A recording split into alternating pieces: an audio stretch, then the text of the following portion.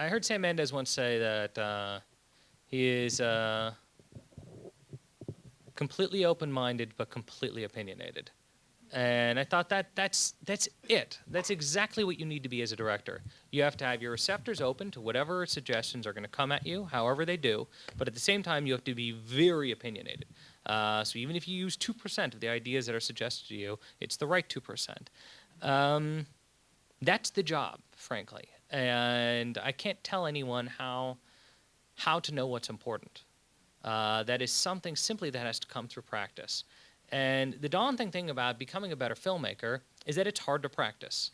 It's getting easier to practice because there is digital cinema, and you can just shoot stuff on a digital camera and cut it together using, a stolen copy of Final Cut Pro, and you can, it is cheaper than ever to practice filmic storytelling. But that's the daunting part, is that if you were a writer, you could have written your entire life. So by the time you are really ready to write something that from your heart, something with weight to it, you have practiced using language so much that you're good to go. Or if you got the goods, they're up to snuff. And the trickiest thing about being a filmmaker is that you don't get that much practice. I made 5 short films. We made 50 commercials or so, and we made 3 films. And that's actually a lot, for the last 10 years of our lives.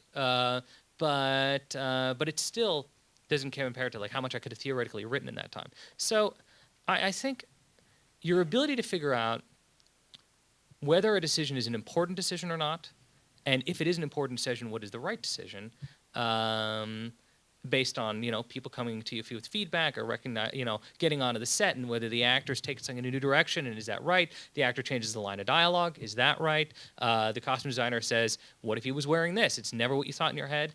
It has to come from that gut instinct that is developed from knowing what is the result of many binary decisions. That if you're going to make 1,000 decisions over the course of the day, the first time you go and direct, you're going to get 90% of them wrong. And you look at the results and you're like, oh my God, this is like, I was so wrong. All my instincts, the first short film I ever made, all I was trying to do was be Quentin Tarantino. That was it. And because of that, I failed at being myself. And those short didn't turn out very well. It turned out fine. It's good, but hey, played the LA Film Festival. But I got better. And it's really about developing your gut, so that when people say, what if I said this, or what if I did this, or what about this shot, or can we put this piece of music in, you start to instinctually know. And then the tricky part becomes a managerial question, is how do you get people to keep on coming to you with ideas even when you say no to many ideas? And how do you get people to keep on being open with you when it could seem like you're being closed-minded? So half of being a director is being a psychologist and understanding how to manipulate a set and getting people to give you their best even when you can't be open to all of their ideas. Frankly, a lot of ideas are bad ideas. And often, people don't even know what's completely in your head.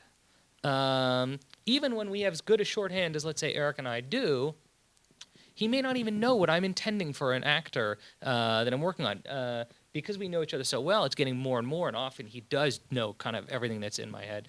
But not everyone on set's going to know that. So, yeah, it's really a developing skill set. There is no, here's the trick.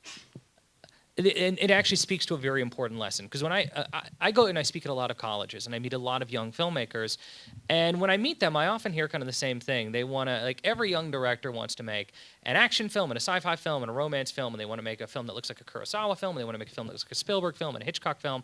Young directors seem to want to make every kind of movie, and I did too. I remember that feeling of wanting to make a Western and, everything, and a musical. Really. And what you really have to figure out is, what is your voice? It's a really tricky thing to do. And the easiest thing when you start shooting is to try to emulate others, to shoot scenes as you've seen scenes shot before, to shoot ideas as you've seen them shot before, to use just shots, cuts, song ideas.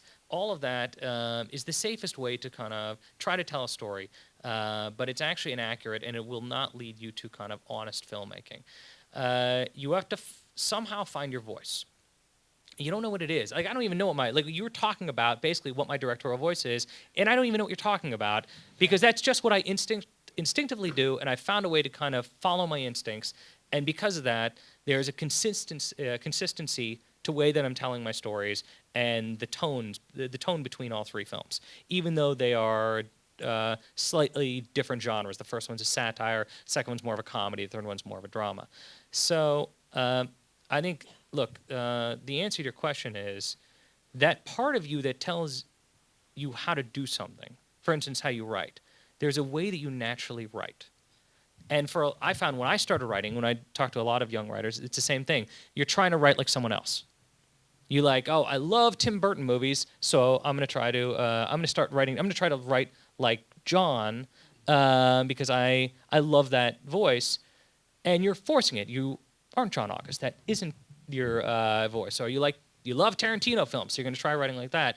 And what happens when you're writing those scenes? There is a part of you that instinctively wants to write it a different way, even if you're not even normally a fan of that way. And you have to learn to adopt that and become more comfortable with that, because that actually is your voice trying to break through.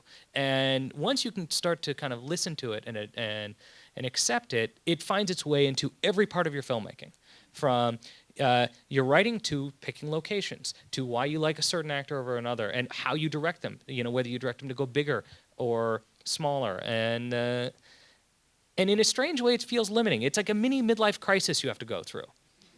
There's a midlife crisis when you suddenly realize, okay, this is who I am in life. Like I remember once I had a friend who was so likable. He was just like one of these amiable guys that everyone wanted to be around. And I was like, people don't really want to hang around me the way they want to hang around him. There's just something about him. It's in his DNA. He probably doesn't even know it, but there's something about him that makes him likable. And that's what it is. And you go through a midlife crisis and you realize, I'm actually this tall, or I actually can't tan, or I actually, you'd start to kind of, realize who you are as a person. You're like, I'm always going to be a version of this guy in the mirror. And there's a slight midlife crisis that comes with that. And there's the same thing to your directorial voice. You start to realize, okay, I'm only going to be versions of this director. That's who I was born. That's my DNA.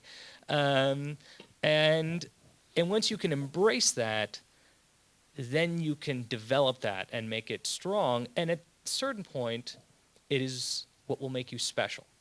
And if all the directors that most of you or all of you admire, that is what makes them sing. It's because they haven't done 10 different types of films. It is because you can identify that inexplicable voice, who they are. So, sorry, I'm giving really long film school answers to every question, but anyway, that's... Take 'em.